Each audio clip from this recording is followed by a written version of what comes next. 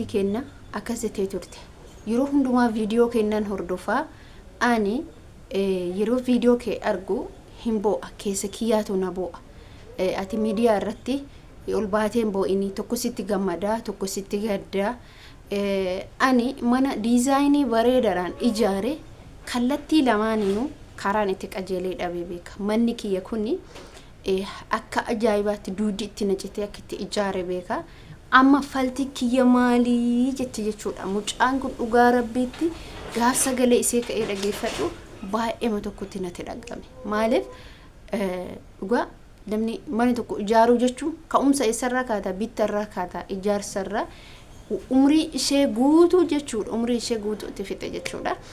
Assalamu alaikum warahmatullahi wabarakatuh akkam jirtu naga keessanii fi keessanii isiniin jecha anillee naga jira alhamdulillah galata rabbiin galanne haa ga'u nadha walitti deebinee jirra wanni walitti deebineen bilis viidiyoo keenya kana hamma dandeettanitti sheer godhaati namoota hedduu biraan nu ga'a isiniin jechuu barbaada maalin yoo jettanii wallahi obboleettiin kiyya kuni sagaleen isii naa keette namoonni tokko tokko sagalee isaanii akka miidiyaa irratti mul'atu hin fedhaniif malee sagalee isii hamma tokko silaa jijjiirallee isin agarsiisa heeyyama isiitiin alammoo hin ta'u tasa namni biraa dhaga'uu danda'a hin ulfaata jechuudha. Kanaaf obboleettiin keenya kuni akkasitti turte dhugaa rabbii dubbachuuf waan baay'ee garaa nama nyaatudha jechuudha. Yeroo viidiyoo kee argu himbo akkuma ati bootu saniiti keessa kiyyatti bo'a jettee sababbiin isiin bootuuf ana laalte ani gabee dhugaa kiyya waan jiru kiyya yookiin takkii gammadee yookiin takkii gaddee dubbadhaa miti isheenis akkasuma viidiyoo kiyya hordoftuu kiyya jalqabarraa qabee hamma ammaati wanni isee boochisu mana kiyya jettee diizaayinii bareedaadhaan akkamitti ijaaradhe itti galee hara baafadhaa jedhe anaa ka'etti qabeenyi kiyya sun hunduu mana ishee kana kallattii lacheenuu karaan itti qajeele jedhaniin garuummoo waan xiqqoo isiitu irratti hafe akkas jechuudha maaliif isinitti fakkaate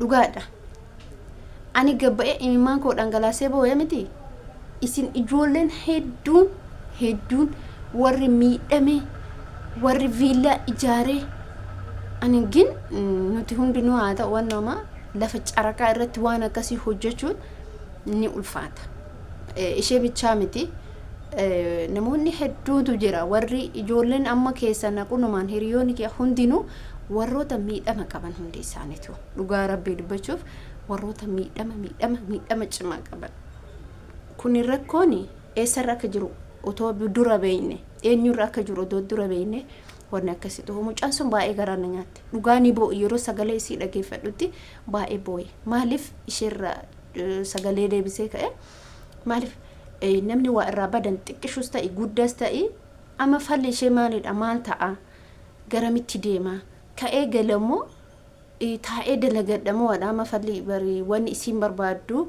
akka yaada isiitti nama biyya keessa jirutu waa arga nama biyya ambaa jirurra maal ta'aadha isii qofaa miti ijoolleen hedduu warroonni keessa isaanii gubatan hedduutu jira dhugaa rabbii dubbachuu namoota hedduutu jira. Kanaaf jechuudha wanni isiniin jechuu barbaadu dhugaa dubbachuuf baay'ee ulfaata baay'ee mati sirrimatti ulfaata dhaamsaan saraahatan ijoolleef akkas ta'an hundumaafuu qabu dhugaa rabbii dubbachuuf dhaamsaan isinii qabu warri warra isinirraa diigame isin xiqqas ta'ee guddas ta'ee namoonni biyya ambaa keessa jirtan yeroo kanatti fiidee hin galin yeroo kanatti akkasumatti kaatee biyyatti hin galin obsi ka darbe fi yaadin irran kaatin maaliif yoo jette rabbiitu jira rabbiitu si jira rabbii fayyaa sii kenne rabbiin obsa sii kenne meeqa kamtu jira warroonni sababa mana kanaatiin lubbuu isaanii dhaban ijaaranii ka'anii asii achi ijaaranii dandeenna asii achi lafa bitannee dandeenna warroonni jedhan dhuguma asii achi lafa bituun umrii kee achitti dulloomtee maal taate yoo ta'e malee dura tare lafa bitachuullee dura ta'e mana bitachuullee namoonni waan xiqqishuu qabdan hamma tokko carraaqadha hamma rabbiin fayyaa isinii kenne carraaqadha waggaata akkas ta'u lamas ta'u dadhabdanis an dadhabbii keessan nama isinii beekuudha nama isinii hubatudha dhugaa rabbii dubbachuuf kanaafuu mootu isin fiidee manni sirraa diigamuu baatus fiidee hin galin yaada garagaraa biyya keessa namoota biyya keessa jiran irraa fudhatte kaatee xumuradhu gali malee wanti qostaatu kilaasii takkas taatu xumuradhu gali. Yoo amma fiidee galte mee maalitti galte? Bar namni gisee amma yeroo ati mallaqa qabaate malee yeroo ati mallaqa hin qabaanne eenyumtu ilaaf ka wajjin dhalatte. Haadhaaf abbaa kee yoo hin ta'in haadhaaf abbaan kee illee dubartiin takka gaaf biyya ambaa deemtee dhufte galtee baadiyyaa taa'uun itti ulfaata uf jibbita. Abbaa faati keessin jibbu beeku ofii keetii uf jibbita. Kanaafi waa hundu barumsa isinii haa ta'u. Waa hunduma akka barumsa isinii ta'u abdii qaba jechuudha dhugaa rabbii dubbachuuf kuni baay'ee ulfaata. Wanni godhamu hin jiru. Kuni waan biyyi addunyaan itti jiraa jirtu jechuudha. Diigamana waan itti jiraa jiru waan darbe immoo waan deebifamu hin jiru. Yoo qabaatanii xiqqoo san irratti magaalaa xixiqqooti irratti lafa bitattanii lafa seera qabu bitattee akkasitti kilaasii takkas taatu lamas taatu ijaarrattee galte malee amma akkatti hin ulfaata wallahi hin ulfaata jechuudha. Obboleettii teenya tana warroonni fakkeenyaaf fakkaatan ishillee hundi keessanuu obsaan dalagadha jecha namaa dabarfadha. Duraa waggaa dheeraa dabarfattanii geettanii miti waggaa dheeraa biyya ambaa keessa turtanii waa godhanna jettanii ujijjiiruuf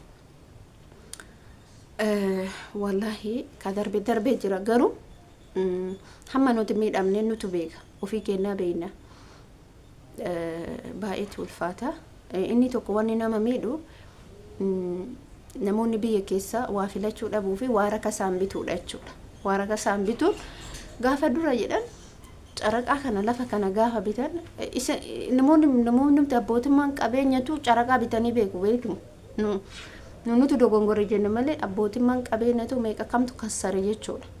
Lubbuuf hin baafne malee isaanuyyuu warroonni mana seeraa qabaatanii mana seeraa gurguranii caraqaa hedduu bitanii kireessaa turanii waan isin garrama mucaa wayii jechuudha. Jaarsaaf jaartiin biyya ambaa keessa turanii jarri lachinu waggaa dheeraa turan. Mana sadi akka mastaawotii ijaarratanii turan ijoollee sun jechuudha. Diggaa yeroo duraa tokko hin jiraa miti. Diggaa yeroo duraa san keessa mana sadiinuu jechuudha. Mee ilma namaa kan akka itti inni yaadu laalaa rabbi keessanii jedha. Namni mana sadiin kan bitu kana sadiinuu lafuma caraqaa bite. Sadiin irrattu akka ajaa'ibaa kanatti ijaare. Gaafa akkas jedhan namni akkamitti yaada jedhee ture mataa kiyyaanu. Sila lafa caraqaa kana ka'ee bootaa sadiitti bitee bootaa sadiin ittu inni odoon galin dura bitee ijaaree xumure erga gareereef waggaa tokko fa'i beekan. Sadiinuu jechuudha. Hanguma mana kiraa hanguma mana caraqaa bootaa sadi bitu kana mana tokkicha ka seera qabu bitee irratti ijaare kireessuu hin danda'a. Namni keenya akkitti inni itti yaadu bichaan beeku wallaahi lazi. Ani ijoollee wajjin ture qaba ijoollee saba biraati ijoolleen ana wajjin ture dhugaa rabbii mucaan sunis anis ollaa turre jechuudha. Iraanni kennes qursii bicha bakka qursii subii bicha bakka tokko nyaanne malee misaa iraata maksasii maal jedhamu hunduma balballi keenyaa taadha jechuudha. Walitti qajeelaa sirriitti wal jaalanna jechuudha. Wajjin nyaanna ijoollee daa'imman isheenis daa'imman qabdeen illee gin hin dubbatti mucaan sun jechuudha.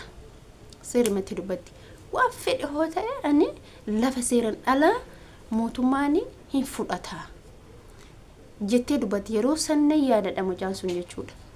Birri guddaadhaan gizee sanuu lafti as naannoo kanatti isiin Addis Ababaa keessatti daangaa akkas birri guddaadhaan gizee san isiin lafa qulqulluu kana bitte mucaan sun jechuudha. Nuti wanna tokko akka yaannetti yeroo amma gaafa kadhamee manneen diddiigamu kana akka isheen jettu sun amma natti dhagame jechuudha. Hammam nuti garaagarummaa akka qabnu amma arga jechuudha. Abadan dhugaa rabbi ijoollee nama akkatti miidhamanii bo'anii nasbee ofii dhaban kun yeroo duraa sanitti lafti rakkasa turte lafa seeraa bitachuu danda'an jechuudha. Kuma diidamaan kuma maaliin akkas bitaa turani caraqaan akkas ture miti yeroo duraa san namni kanaaf irratti wal fixan jechuudha. Kuma shantamaanis yookiin kuma dhibbanis akkas ture jechuudha yeroo duraa sana achi qaanii irratti ijaaranii gaafa yeroo eeggatee immoo wanni caraqaa kana immoo hin amansiisu.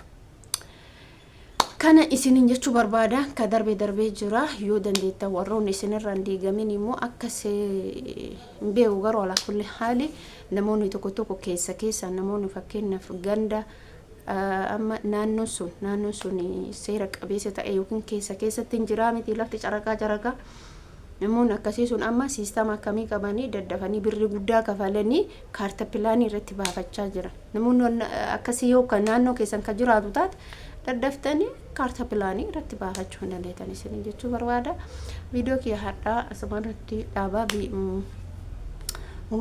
mudannoon obboleettii kennaa ishee qofaa miti ijoollee hedduutu jira warroonni waan kun mudate rabbiin obsa inni caalan obsa isin haa kennu obsa wanni ga'uun jiru obsi waa hundumaafuyyuu barbaachisaadha tokkoffaa fayyaa keetiif jireenya keetiif iyyuu barbaachisaadha obsi mootu inni lammaffaan immoo boru bakka tokko siga bakka guddaa si dhaaba har'a yoo homa xiqqishuuf oo'itee ibidda qabsiiftee jette immoo homa yani ati addaduma oolte bultuun duuba deebita isin jechuu barbaada kasii assalamu alaykum warahmatullahi wabarakatuh